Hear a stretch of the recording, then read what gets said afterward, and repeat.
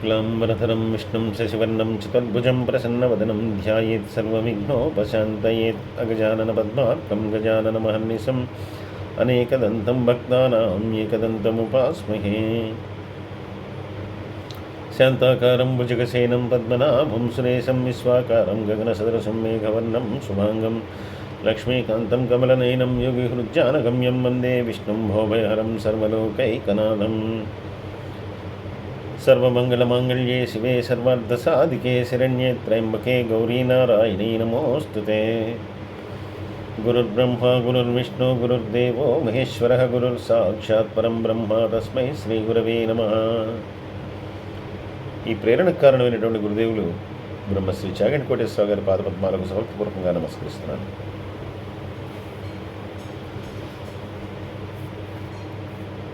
ఈ రకంగా ఆ భార్గవి సముద్ర తనయ ఎలా అయింది అనేటటువంటి విషయాన్ని చక్కగా వివరించి భీష్ముడికి తెలియజేసిన తర్వాత మళ్ళీ భీష్ముడు ఆ పులశ్చ బ్రహ్మను అడుగుతున్నాడు. ఆ దక్షిణ యొక్క కుమార్తె అయినటువంటి సతీదేవి ఎందుకని తన యొక్క దేహాన్ని వదిలిపెట్టింది, అలాగే త్రిపురాంతకుడైనటువంటి పరమేశ్వరుడు ఎందుకు అంత కోపాన్ని తెచ్చుకున్నాడు, దక్షయజ్ఞాన్ని ధ్వంసం చేయడం అనేటటువంటిది ఎందుకు జరిగింది, ఎందుకంటే దక్షుడు సాక్షాత్తు ప్రజాపతి బ్రహ్మగారి కుమారుడు కదా, అటువంటి ఆయన మీద పరమేశ్వరుడు ఎందుకు కోపించాడు, ఈ విషయాలను తెలియజేయమని చెప్పి అడిగిన తర్వాత దీన్ని క్లుప్తంగానే మనకి పద్మపురాణంలో చెప్పారు. అంతవరకే నేను కూడా చెప్పడం జరుగుతుంది. ఎందుకంటే వివరంగా మీకు శివపురాణంలో దక్షయజ్ఞం గురించి, ఆ దక్షయజ్ఞ విధ్వంసం గురించి వర్ణించడం జరిగింది. ఇందులో క్లుప్తంగా మాత్రమే దీని గురించి మనం చెప్పుకుంటున్నాం. గంగాద్వారంలో ఈ దక్ష ప్రజాపతి ఒకసారి యజ్ఞాన్ని చేస్తూ ఉన్నాడు. అంతకుముందు ఆయన అటువంటివి నిర్వహించినప్పుడు పరమేశ్వరుడు పిలిచాడు. కానీ ఒక ఇబ్బంది ఆయన పరమేశ్వరుడితో, అందువల్ల అంటే దీన్ని ఇబ్బంది కాదు, అహం అనేటటువంటిది దక్ష ప్రజాపతిలో పెరిగి ఆయన ఈ యాగానికి పరమేశ్వరుని ఆహ్వానించలేదు. దాని పేరు కూడా పరమేశ్వరుణ్ణి పిలవనటువంటి యాగం, నిరీశ్వర యాగం అని చెప్పి పెట్టుకున్నాడు.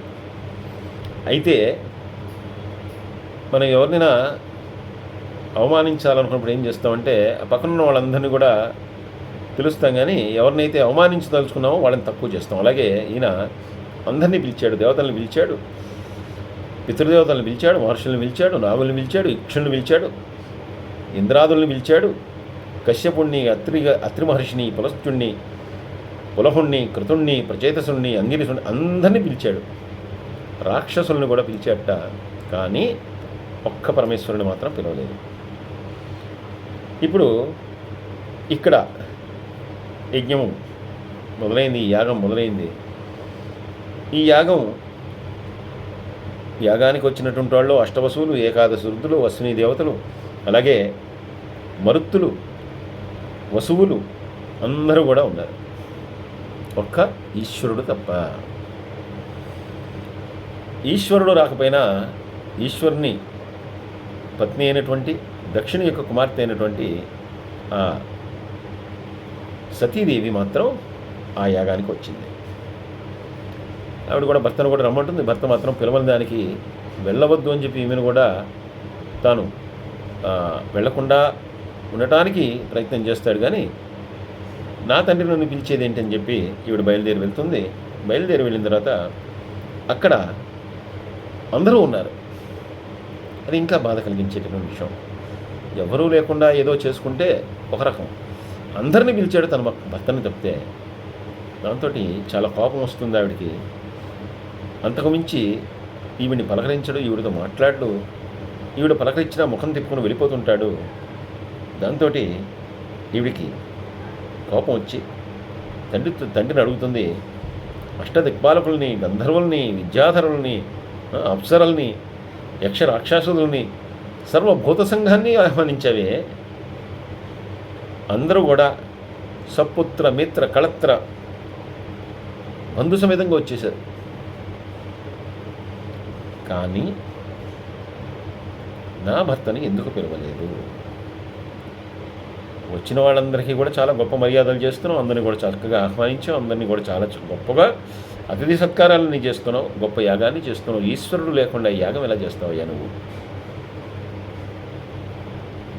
అయినా పొరపాటున ఏమైనా ఆహ్వానాన్ని పంపించడం మర్చిపోయావా చెప్పు. నేను వచ్చాను కాబట్టి ఇప్పుడే నేను కబురు చేస్తాను, ఆయన వచ్చేస్తాడు. ఇందాకటి నుంచి నేను పలకరిస్తున్నా కూడా ముఖం తిప్పుకొని వెళ్ళిపోతున్నావు అటు ఇటు, నాతో మాట్లాడట్లేదు. కనీసం నన్ను పలకరించలేదు, ఇంటికి వచ్చినటువంటి కూతురు పలకరించలేదు. నువ్వు నిజంగా మర్చిపోయి ఉంటే, దానికి ఏదైనా నువ్వు బాధపడుతుంటే పర్వాలేదు చెప్పు, తండ్రివే కదా, నేను ఆయన్ని కూడా రమ్మని చెప్తాను. కానీ నిజాన్ని చెప్పు, ఎందుకు పిలవలేదు అని చెప్పి అడిగింది.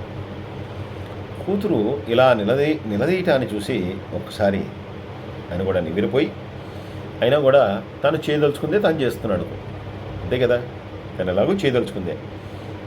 వెంటనే ఆయన అన్నట్ట, నీ పతి ఆయన ధరించేట ఆయన యొక్క వేషం కానీ భూషణాలు కానీ, అసలు ఆయన ఆహారం కానీ, ఆయన యొక్క విహారం కానీ, ఈ గుణలక్షణాలన్నీ చూసి నాకు చాలా వెగటు కలిగింది, నాకు చాలా చిరాగ్గా ఉంది. ఎందుకంటే వేషాలు భూషణాలు అన్నాడు, ఆయన వేషం ఏంటి? దిగంబరుడు, భస్మ దిగంబర కళేబరుడు ఆయన. అలాగే ఒక పులి చర్మాన్ని కట్టుకుంటాడు. ఇంకా భూషణాలు, ఆయన వేసుకునేటటువంటి భూషణాలు ఏమున్నాయంటే కపాలహారాన్ని వేసుకుంటాడు. దానికి తోడు అనేకమైనటువంటి సర్పాలన్నీ కూడా ఒంటి మీద తిరుగుతుంటాయి. ఇంకా ఆహారం కపాలంలోనే ఆయన భోజనం చేస్తుంటాడు, కపాలమాలను ధరిస్తాడు, మళ్ళీ కపాలంలో భోజనం చేస్తుంటాడు. ఇంకా విహారం, శ్మశాన సంచారి, శ్మశానంలో దిగుతుంటాడు.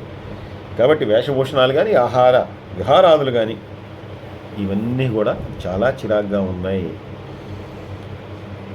ఆయన ఇక్కడికి వస్తే నా పరువు ప్రతిష్టలు దెబ్బతింటాయి. మిగిలిన వాళ్ళందరూ కూడా ఏమిట్రా ఈయన వచ్చాడు, ఈ వేషం వేసుకుని మన పక్కన కూర్చున్నాడు అని చెప్పి వాళ్ళందరూ కూడా అనవసరంగా చాలా వాళ్ళని ఈయన్ని పిలిచినందుకు వాళ్ళు బాధపడతారు. అది నాకు ఇష్టం లేదు. నేను ఘనంగా చేసుకుంటున్నాను, అందుకనే 300 మంది అతిథులందరినీ ఆహ్వానించాను. వీళ్ళందరి మధ్యలో మీ ఆయన ఆ వేషంలో ఉండటం, ఆ భూషణాలు వేసుకోవటం నాకు ఇష్టం లేదు. చెప్తే వినడం, అయ్యే వేసుకొని వస్తాడు. అందువల్ల నేను పిలవలేదు, మర్చిపోలేదు కాదు, నేను మర్చిపోవడం కాదు, పిలవలేదు. కాబట్టి నువ్వు దాని గురించి పెద్దగా ఆలోచించక, వచ్చావు కదా సరే, వచ్చిందని చక్కగా మిగిలిన అక్క చెల్లెళ్ళతో కలిసి నువ్వు యాగంలో పాల్గో, నేనేమి నిన్ను వెళ్ళిపోమంటలేదు. యజ్ఞం పూర్తయిన తర్వాత తప్పకుండా నీ భర్తను కూడా పిలుస్తాను, అప్పుడు సత్కరిస్తాను. ఇప్పుడు ఆయన పిలిస్తే మిగిలిన వాళ్ళందరూ కూడా ఇబ్బంది పడతారు అని చెప్పి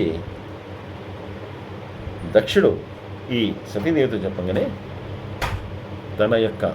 తన భర్త యొక్క వేషభూషణాల గురించి, ఆహార విహారాదుల గురించి ఎప్పుడైతే తక్కువ చేసి మాట్లాడుతున్నాడో, అంతేకాకుండా ఆయన వస్తే ఈయన యొక్క ప్రతిష్ట దెబ్బతింటుందని, అలాగే మిగిలిన వాళ్ళందరూ కూడా చాలా అగౌరవంగా వాళ్ళందరూ కూడా అనుకుంటారని చెప్పి ఎప్పుడైతే చెప్తున్నాడో, ఇటువంటి ఘోరమైనటువంటి నీచమైనటువంటి మాటలు ఎప్పుడైతే మాట్లాడుతున్నాడో వీడికి చాలా కోపం వచ్చింది. కోపం వచ్చి, ఈ యజ్ఞంలో నువ్వు దేవతలను పిలిచి వాళ్ళందరికీ కూడా హవిస్సరిస్తావు, వాళ్ళందరికీ ఉన్నటువంటి సకల గుణాలు, వాళ్ళకు ఉండేటటువంటి సమస్త సంపదలు, ఐశ్వర్యం అన్నీ కూడా నా భర్త ఇచ్చినటువంటివే. ఎందుకంటే నిన్నటి రోజున చెప్పుకున్నావు, ఈశ్వరుడు అంటే ఐశ్వర్య ప్రదాత అని చెప్పి. అటువంటి వాడు నా భర్త. వీళ్ళకి ఎక్కడి నుంచి వచ్చాయి ఇవన్నీ కూడా? వీళ్ళకు ఉన్నటువంటి సంపదలు కానీ గుణాలు కానీ అన్నీ కూడా నా భర్త ఇచ్చినవే. ఆయన ఇచ్చినవి వీళ్ళు తీసుకుంటే వాళ్ళని పిలిచి గౌరవిస్తున్నాం, అసలు ఇచ్చినటువంటి వాడిని మర్చిపోతాం. ఎవరి వల్ల ఐశ్వర్యము సంపద ఇవన్నీ వచ్చాయో ఆయనకు గౌరవం లేదు, ఆయనకి పిలుపు లేదా? ఎవరి చేత ఈ గుణాలు ఇవ్వబడ్డాయో, ఎవరి చేత ఐశ్వర్యం ప్రసాదింపబడిందో వాళ్ళందరినీ తీసుకొచ్చి నెత్తిన పెట్టుకుంటావా? అసలు అటువంటి మహానుభావుడి యొక్క ఉత్తమ వ్యక్తిత్వాన్ని ఎవరి తరమయ్యా వర్ణించినదండి? దాన్ని ఎవరు చెప్పగలుగుతారు? ఈశ్వరుడు యొక్క తత్వాన్ని గురించి ఎవరు చెప్పగలుగుతారు? నువ్వు చెప్తావా? ఆయన సర్వాంతర్యామి, అనంత కాలరూపం, అన్ని కాలాల్లో ఉండేటటువంటి వాడు. నా భర్త సమస్తమునందు, సర్వలోకముల యందు, అన్ని చోట్ల వ్యాపించే ఉంటాడు. అయితే నువ్వు మగోడ నీ అల్లుడిగా పిలవాలి, ఆయన ఇక్కడికి వచ్చి ఆ రూపంతో నీకు కనిపించాలి. ఇప్పుడు ఆయన లేనంత మాత్రాన ఆయన లేడని కాదు, సర్వాంతర్యామి మహానుభావుడు, అన్ని చోట్ల ఉండగలిగినటువంటి వాడు, అన్ని చోట్ల ఉండేటటువంటి వాడు. అయినా నువ్వు పిలవకపోగా, పిలవని దానికి పశ్చాత్తాపడకపోగా ఇంకా అవమానించి మాట్లాడుతున్నావే, ఇది నేను సహించను. నా భర్త అయ్యేని కనుక, సర్వవ్యాపి అయితే నా భర్తయే కనుక, విశ్వవ్యాపకుడైతే ఆయన ఇక్కడ కూడా ఉన్నాడు కాబట్టి వెంటనే ఏ అహంతోటి నువ్వు ఇక్కడ యాగాన్ని చేస్తున్నావో నీ అహంకారాన్ని తుంచిపాడేయాలి. అలాగే ఆయన విశ్వవ్యాపి అయి సర్వవ్యాపకుడైతే కనుక వెంటనే ఆయన లేకుండా జరుగుతున్నటువంటి యజ్ఞం కొనసాగరాదు, దీన్ని ధ్వంసం చేసేయాలి అని చెప్పి క్రోధంతో పలికి వెంటనే ఆవిడ యోగాగ్నిని పిలిచింది. వెంటనే అగ్నిదేవుడు వచ్చేసాడు. వెంటనే తన యొక్క దేహాన్ని అగ్నిలో ఆహుతి ఇచ్చింది. ఎప్పుడైతే ఆ పరమేశ్వరుడికి ఈ వార్త తెలిసిందో వెంటనే ఆ దక్ష యజ్ఞాన్ని ధ్వంసం చేయమని చెప్పి తన గణాలకు చెప్పాడు. వెంటనే రుద్రగణాలన్నీ కూడా ఆ దక్ష యజ్ఞాన్ని సమూలంగా నాశనం చేయటం, వెంటనే దక్షుని యొక్క గర్వము అహము ఏదైతే ఉందో అదంతా కూడా ఏకకాలం అరిగిపోవడం జరిగింది. అలాగే యజ్ఞ పురుషుడు కూడా భయపడిపోయి లేడి రూపంలో ఆయన పారిపోయాట. గర్వం అంతా పోయిన తర్వాత వెంటనే జ్ఞాననేత్రంతో దక్షుడు ఆ పరమశివుని యొక్క గొప్పదనాన్ని తెలుసుకుని ఆయన్ని నమ శంఖాభదేవాయ సగణాయ సనందినే వృషాసనాయ సోమాయ క్రతుకాలాంతకాయ చ ముండాయ చండముండాయ వరకట్వాంగదారినే కన్యరూపాయ హవ్యాయ సర్వసంహారిణే నమః అని ఇలాగా ఆయన్ని చాలా గొప్ప స్తుతిని ఆ దక్షుడు ఈ పరమేశ్వరుని గురించి చేశాడు.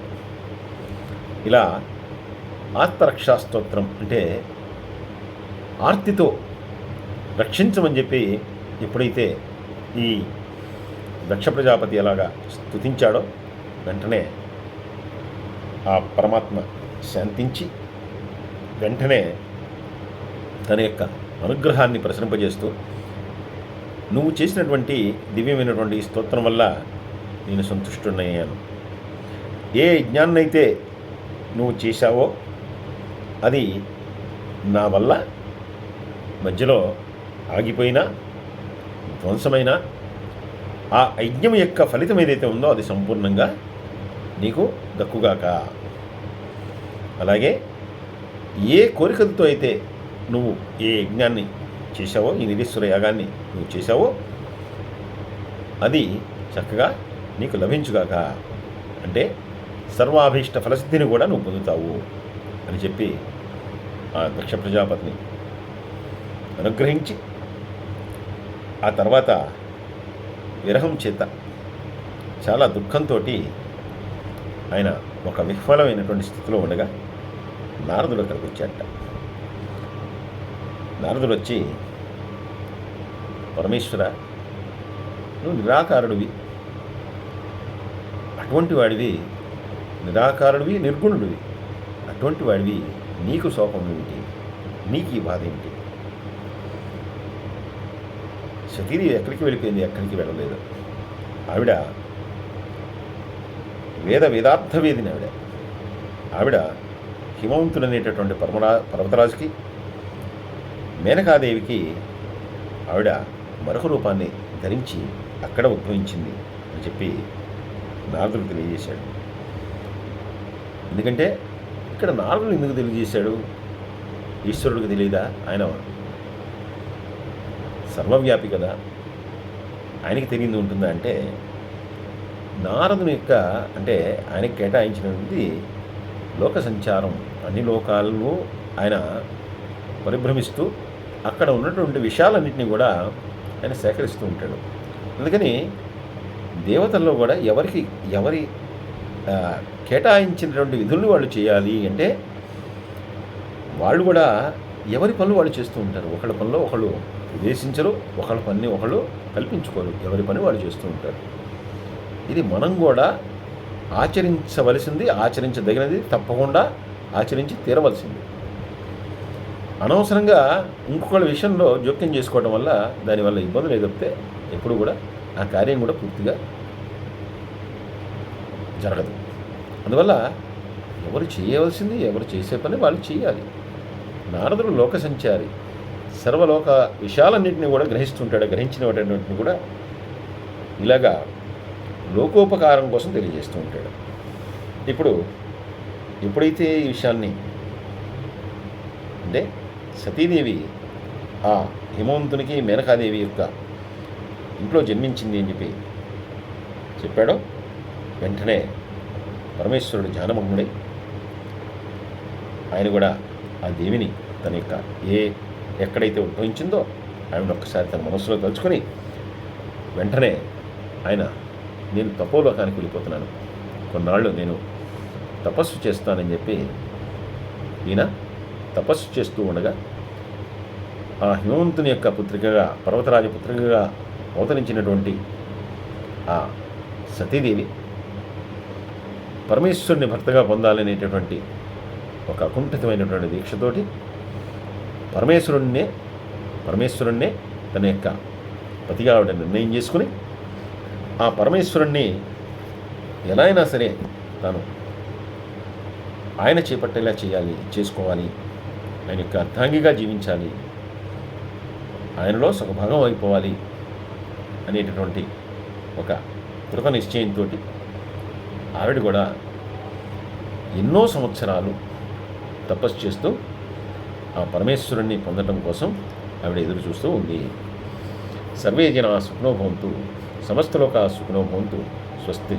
శ్రీయకాంతాయ కళ్యాణ నదే నదేర్ధినాం శ్రీ వెంకట నివాసాయ శ్రీనివాసాయ మంగళం.